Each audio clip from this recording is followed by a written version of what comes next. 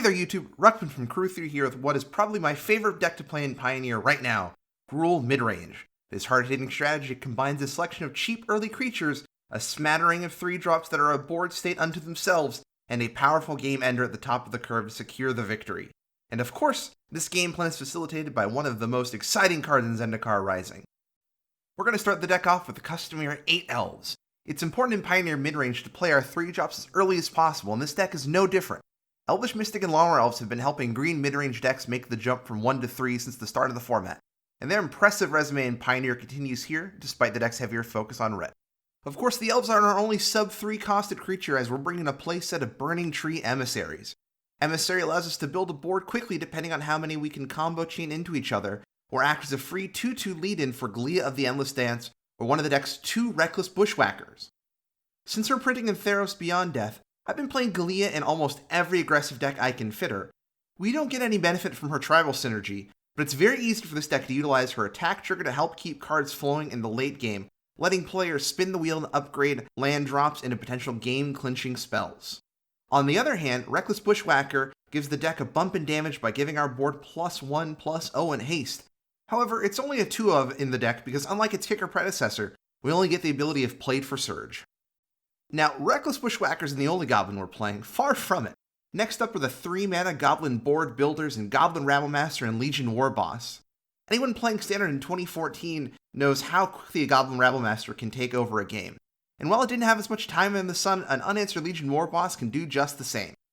Finally, this horde of goblins is joined by their bigger 3-drop brother, Bonecrusher Giant. One of the best examples of the power of adventure, Stomp is a versatile burn spell with an oft-forgot way to work around fog effects and blockers with protection, while Bonecrusher Giant is an impressive body that dodges a lot of spot removal in the format while dealing damage to our opponent if they can remove it with a spell.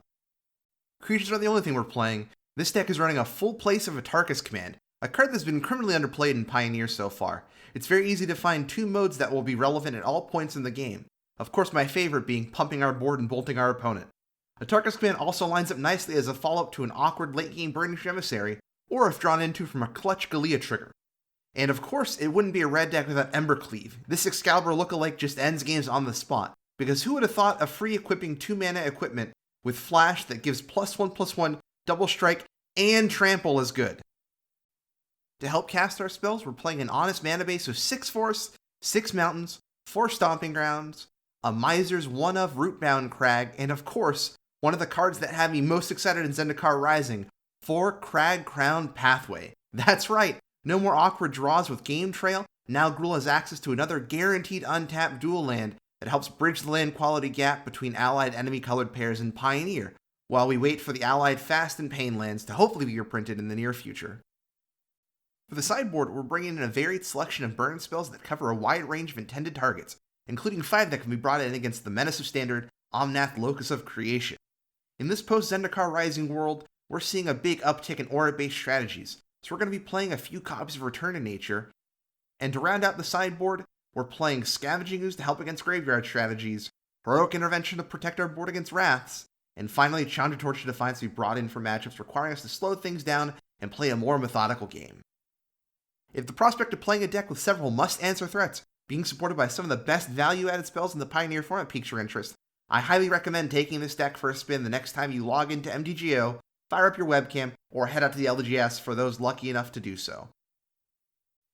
Once again, this has been Ruckman from Crew3. If you enjoyed this video, be sure to like, comment, subscribe, and hit the bell icon to see more weekly deck techs like this. I also stream Pioneer and the occasional piece of MTG Arena content over on our Twitch channel, Crew3 MTG. And of course, you can find Crew3 A Pioneer Podcast on the podcast platform of your choice, with the new episodes premiering every Friday. Lastly, thank you to all our supporters at Patreon for helping us create all the content we do. If you'd like to support us, like the names on the screen, head over to patreon.com/crew3mtg.